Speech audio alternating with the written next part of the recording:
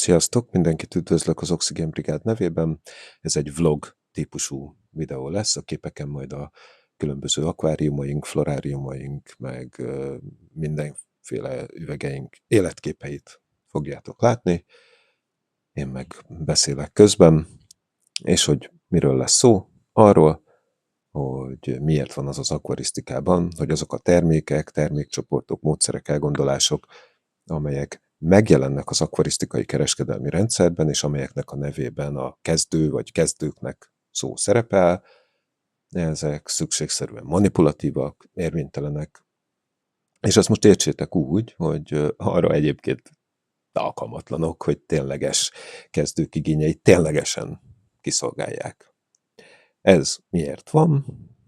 Nos, elsősorban azért, mert az a szó az akvarisztikai kereskedelemben, hogy kezdőknek, az nem valamiféle szakmai ok miatt alakult ki, vagy mögött nem egy akvarisztikai belátás húzódik meg, hanem ez egy árkategóriát jelent. Minden, aminek a nevében benne van az, hogy kezdőknek, az egy ilyen low budget megoldás, tehát itt arról van szó, hogy az olcsó termékcsoportokat nevezik meg úgy, hogy ezek kezdőknek ajánlott megoldások, illetve van még egy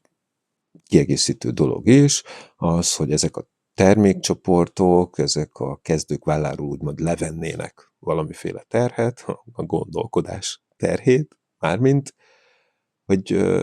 nem kell neki magának összeválogatnia mondjuk szettek esetében különböző elemeket ahhoz, hogy egy akváriumot, akvaterráriumot, paludáriumot, vagy egy vabikuszát, vagy valami más üveget indítson, hanem ezt helyette vagy egy gyártó, vagy pedig a kereskedő megteszi, összeállítja ezeket a szetteket, és akkor ez az egész folyamat azt üzeni, mondjuk a hobbival éppen találkozó és a kereskedelmi folyamatban vásárlóként megjelenő ember számára, hogy ez így működni fog, megvesz egy olyan összeállítást, amire az van írva, hogy kezdőszett, vagy hogy ez egy ilyen kezdőknek való dolog, és akkor azt gondolhatja az a kezdő, hogy így került a legközelebb ahhoz, hogy kipróbálja magát a hobbiban. Na, hát ez pont nem így van. Mármint az összefüggés, értitek, az pont fordított. Ugyanis arról van szó, hogy az akvarisztikában szükséges tudás, a ráfordított idő és a ráfordított energia, amelyek ez a három így együtt ahhoz kellenek, hogy egy ilyen mesterséges, zárt ökoszisztéma életben és működésben tudjon maradni. Hát ez konstans, egyébként bármilyen elrendezésben, arányban is használjuk ezeket. Ezért aztán az van, hogyha nagyobb volumenű, összetettebb, érvényesebb az a tudásmennyiség, ami neked van, akkor azt kevesebb egyéb költséggel kiegészítve tudod megoldani, mármint, hogyha nagyobb a tudásod, akkor kevesebb külső segítségre van szükséged ahhoz, hogy végül ugyanoda elérj, mármint egy működő ökoszisztémának a felépítéséhez és fenntartásához. És ez azt is jelenti egyébként, hogy ha több a tudásod, akkor ha ugyanolyan külső segítséget, technikát, megvásárolt eszközöket használsz, mint korábban, akkor ugyanazt az eredményt kevesebb idő ráfordítással tudod elérni. Tehát ez a három így függ össze, hogy a tudás, a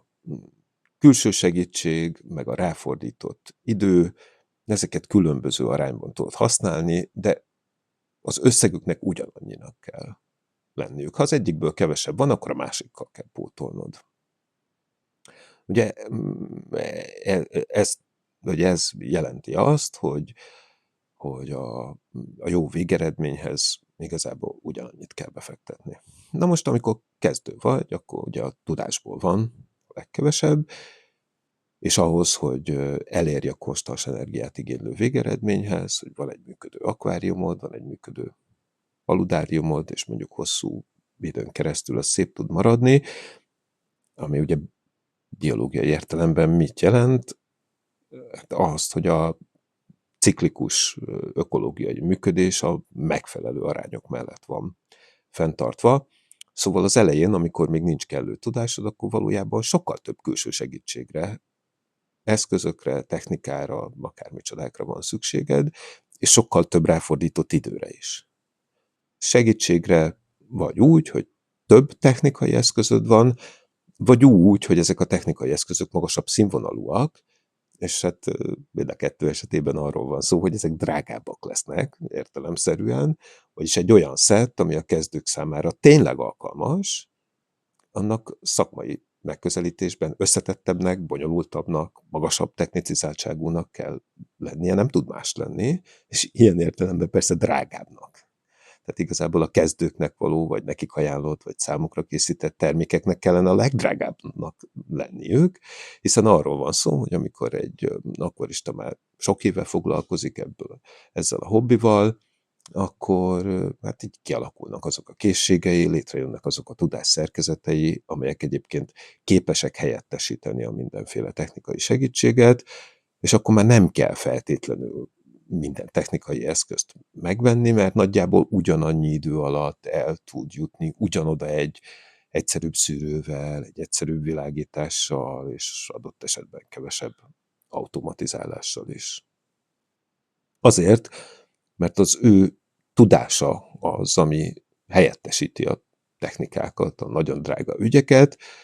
ezért aztán úgy szokott lenni, hogy amikor elkezdenek haladóvá, aztán így fél profivá válni az akvaristák, akkor jelennek meg a környezetükben az ilyen hosszú távon életben maradó, de nagyon egyszerű technikával felszerelt, vagy technikával egyáltalán nem rendelkező, ilyen mesterséges zárt ökoszisztémák, mint a befőttes üvegekbe zárt növénytársulások, amik hosszú időn keresztül szépek maradnak, meg adott esetben még kis garnélák is élnek bennük, le vannak dugaszolva, és nincs semmi problémáig. Nem rohadnak be, meg nem pusztulnak el a benne élő élőlények, hanem ez az anyag és energia körforgás, ami az ökoszisztémákra jellemző, az képes mozgásban maradni. Ugye miről van itt szó? Hát arról, hogy ezek a biokémiai felépítő mechanizmusok, anabolizmusok, meg a biológiai lebontó mechanizmusok, amik kergetőznek ezekben a rendszerekben, ezek egy dinamikus egyensúlyban tudnak maradni mindenféle technika nélkül ezekben a kis üvegekben. Biztosan láttatok már ti is ilyen üveget, hogy van bennük valami kis talaj, meg van bennük víz, meg van bennük egy csomó növény, aztán ez a rendszer kap kívülről valamilyen energiát, az energia jellemzően fény szokott lenni, és akkor még a garnélák is meg tudnak élni benne, meg még adott esetben szaporodni is tudnak olyan ütemben, hogy az pont a rendszernek az erőforrásait a megfelelő módon használja ki, és megfelelő mértékben, és akkor ezek így fönnmaradnak, és fillérekbe kerülnek, de hogy ezek nem kezdő ügyek, hát ezt akkor lehet megcsinálni, amikor már nagyon sok tudás van az akvarista mögött. A kezdők esetében már pont arról van szó, hogy az ő tudás és tapasztalat hiányukat ahhoz, hogy ugyanoda, vagy majdnem ugyanoda elérjenek, mint egy haladó, vagyis hogy élvezni tudják a munkájuk gyümölcsét, tehát létrehozzanak egy akváriumot, és akkor az szép legyen még néhány hónap múlva is, a növények fejlődjenek benne, az állatok jól érezzék magukat, ne szenvedjenek. Ezt egyébként nagyon nehéz elérni, hogy egy zárt mesterséges ökoszisztémában ne szenvedjenek az állatok, ezt még a gyakorlott akkor is sem magától értetődően tudják elérni, meg egy csomó embert nem is szokott érdekelni, vagy egyszerűen nem is gondol abba bele, hogy az akváriumokban, terráriumokban sok esetben a bennük élő állatok, még sokszor a gerincesek is, de hát a gerinctelenek meg egészen sokszor bizony szenvedni szoktak. Szóval ahhoz, hogy ide eljusson, vagy el tudjon jutni egy kezdő, hogy ez így hosszú távon fent tudjon maradni, ahhoz van szükség közvetlenül külső segítségre az egyensúly fenntartásában, és ez a külső segítség, ez mi? Hát ez valójában másoknak a tudása, és ez a mások tudása, ez van így implementálva, tehát belegyömöszölve technikai megoldásokba. Ezt eléggé könnyű belátni. mondjuk, ha különleges növényeket szeretne egy kezdő tartani, és azt akarja, hogy azok a növények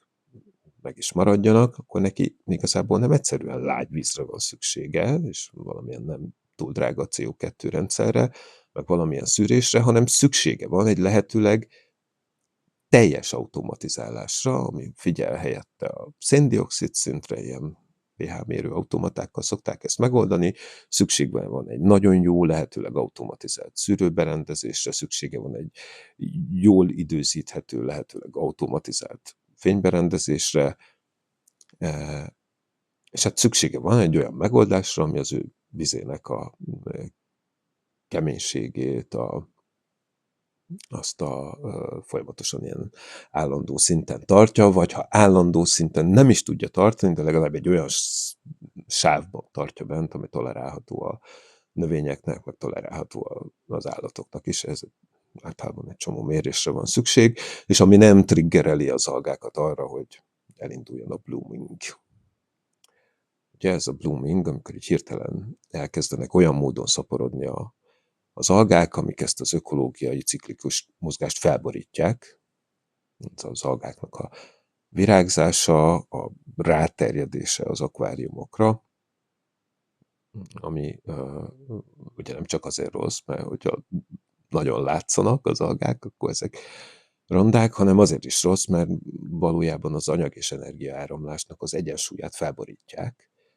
A megjelenésük, tömeges megjelenésük, az maga is egy ilyen indikátor valójában, tehát azt jelzi a blooming, hogy az egyensúly már korábban felborult, de hogy elkezdenek ezek az algák exponenciálisan szaporodni, akkor utána az történik, hogy ez az óriási, a rendszer méretéhez képest nagyon nagy tömegű biomassa elkezdi felélni részben a rendszer nitrát tartalmát, aztán meg elkezdi lefoglalni a bevitt energiát, mármint a fényt nagyon nagy mértékben, és a lebomlásával elkezdi mérgezni a vizet, amivel a bekerülő méreganyagok azok újabb algáknak a szaporodását fogják támogatni, és akkor ugye végül az lesz, hogy egyetlen folyamat uralja el az egész kis ökológiai rendszerünket, ahelyett, hogy a sok folyamatnak a dinamikus egyensúlya állna elő, és hát ez jelenti azt, hogy az egész berohad, minden más elpusztul a rendszerben, és csak egy összetevő marad, majd végül az egy is elpusztul különben, mert az összes többi nélkül azért hosszú távon létezni nem tud, és akkor mi marad belőle? Hát a szennyvíz, moslék, meg a harckép a mindenféle nyálkával, és akkor onnantól kezdve már csak az alsórendű folyamatok cirkulálnak, ugye a baktériumi szinten, és minden, ami ennél magasabb rendű, szerkezetében bonyolultabb,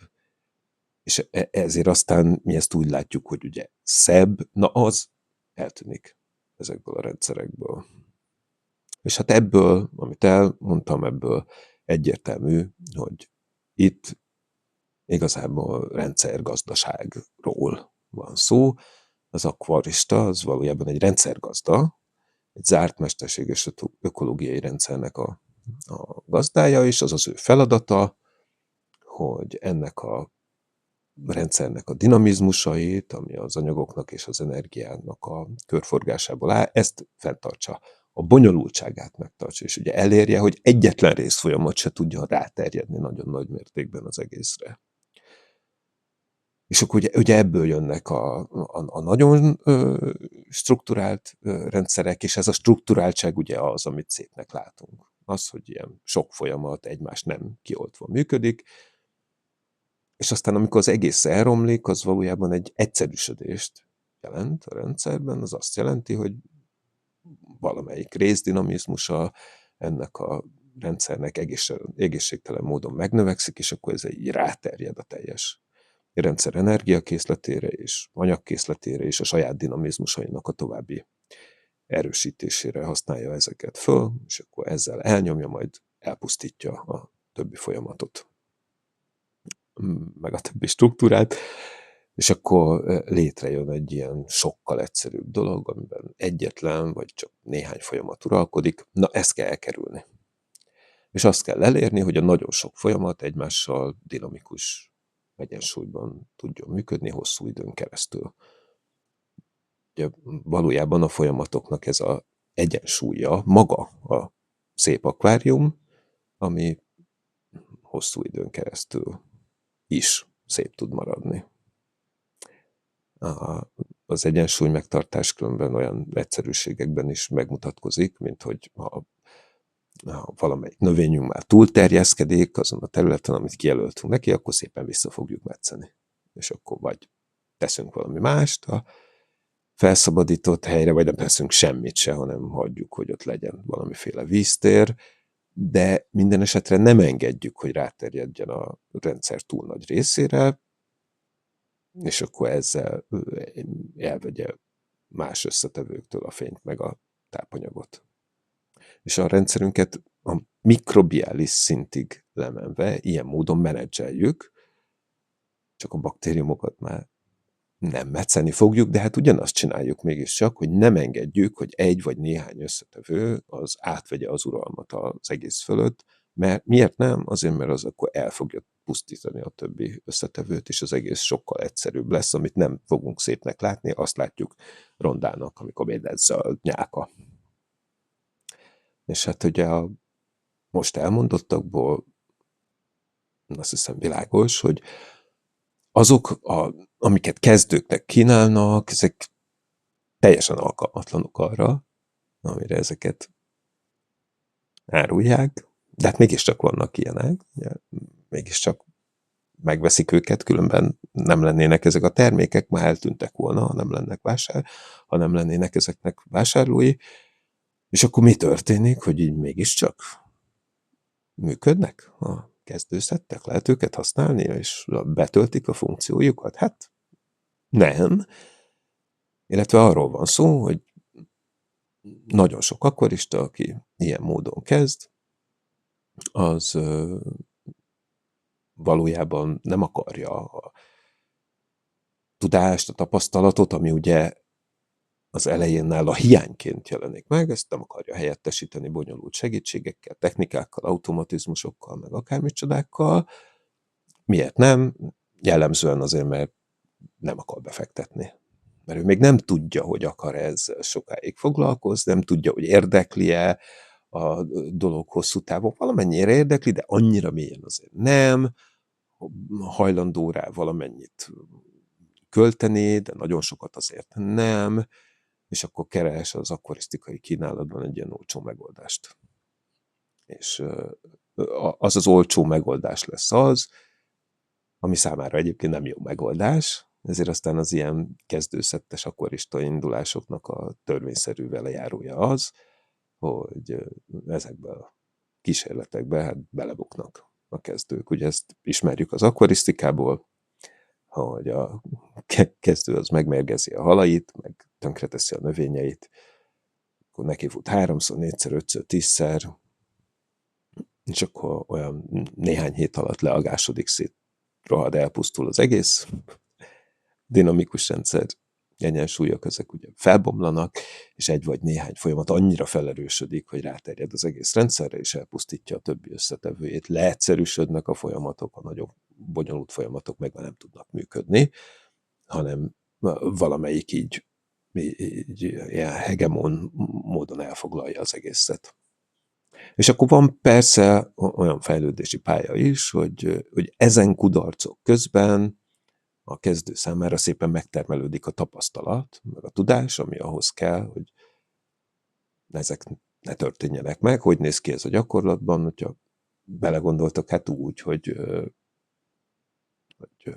megveszi az egyszeri kezdő a kezdőszettet, mondjuk néhány 10 000 forintot beruház az akkorisztikába,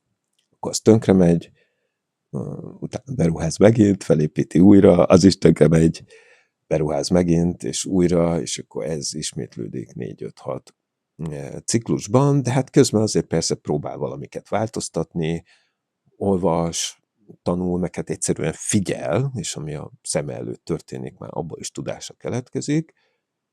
és akkor egyszer csak el fog jutni oda, hogy akár egy a kezdőszetnél nem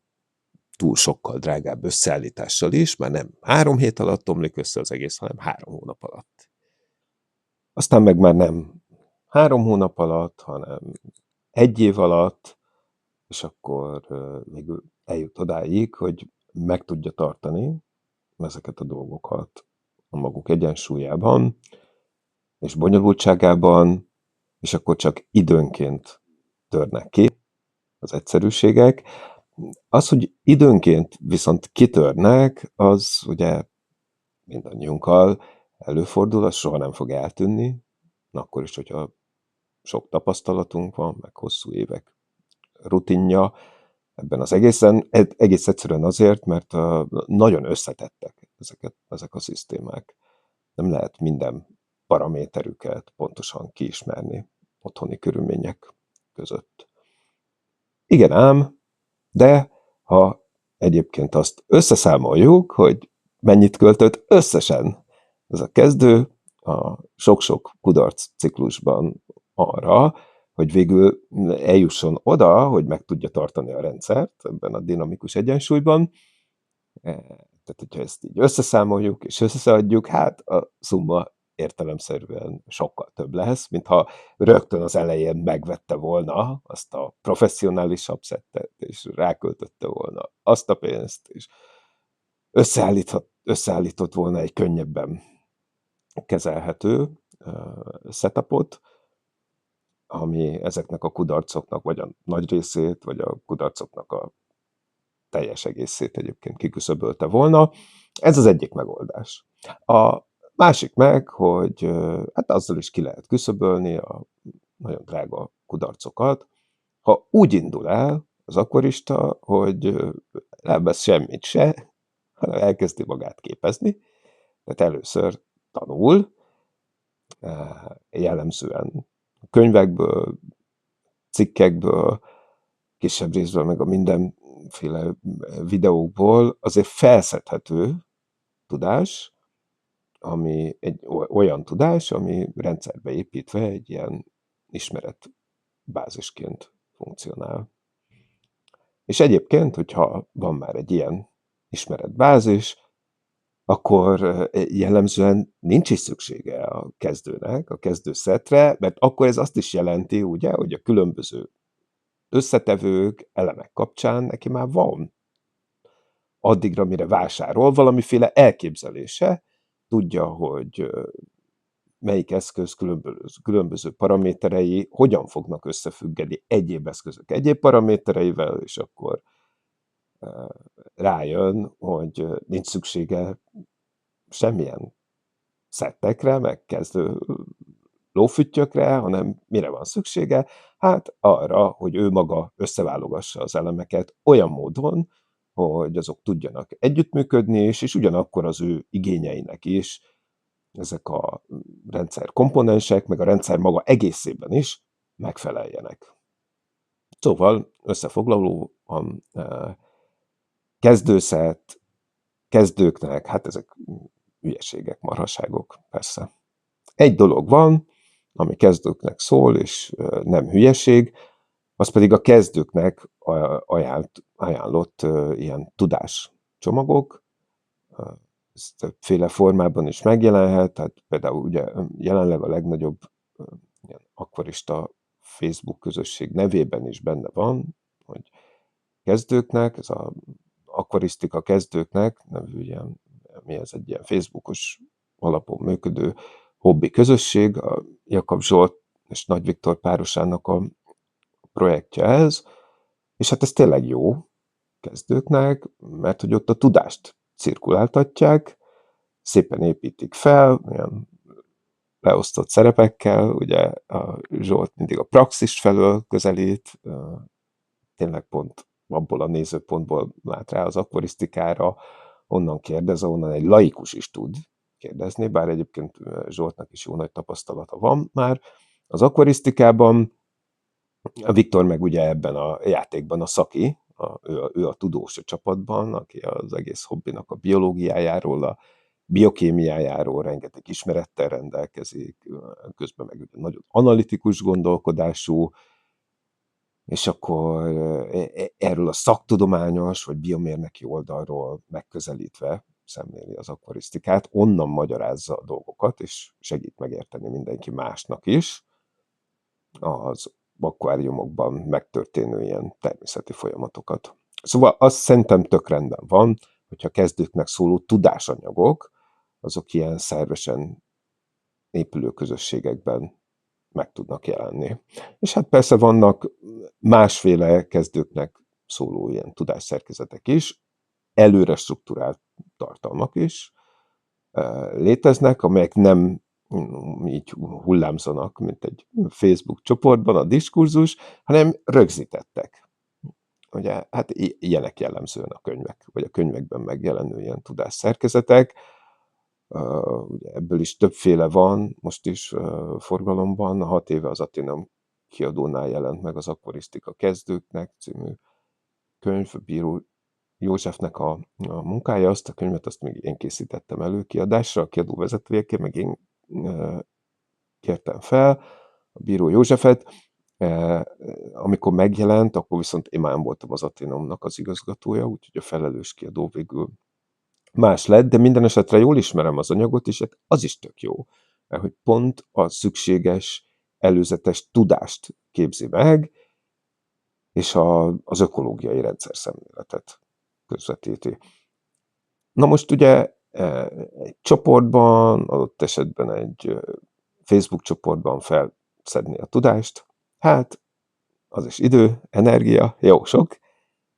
Egy könyvből felszedni a strukturált, előre rögzített tudást, hát az adott esetben még több energia, meg még több odafigyelés és idő, és hát ugye ezekben a könyvekben van egy csomó minden, amit csak akkor értesz meg, ha egyéb könyveket is elolvasol hozzá, szóval ez azért kívánja az odafigyelést, a ráfordított időt, energiát, és ez tűnik a leghelyesebb módszernek egyébként, hogy ezt az előzetes tudást fel kell építeni, mindenféle vásárlás nélkül, egészen odáig, hogy az ember már fel tudja mérni a saját tudásának a szintjét, és hogyha a saját tudásának a szintjét helyesen érti meg, akkor meg már meg tudja ítélni azt is, hogy az ő tudásszintjéhez mi az a technikai segítségkörnyezet, ami minimálisan szükséges ahhoz, hogy ne feltétlenül omoljon be az egész rendszer 4-szer, 5-szer, 6-szor, és az az összeállítás még mindig nem olyan lesz, persze, mint amire az van ráírva, hogy kezdőknek, hanem annál sokkal komolyabb, de hát aztán majd 5-10 év múlva meg eljutod a tapasztalatban, tudásban, hogyha egyébként megvesz egy olyan szettet, amire az van írva, hogy kezdőknek, akkor már azt is össze tudja úgy rakni, és tudja úgy működtetni, hogy fennmaradjanak ezek az egyensúlyok, mert érti a folyamatokat, de érti annyira, hogy akár még az ilyen kezdőknek kialakított szettel is egy érvényes, működő, hosszú ideig szépként megmaradó, fejlődő, zárt, mesterséges ökoszisztémát fel tudjon építeni, amit ugye, mint közönségesen csak akváriumnak szoktunk nevezni.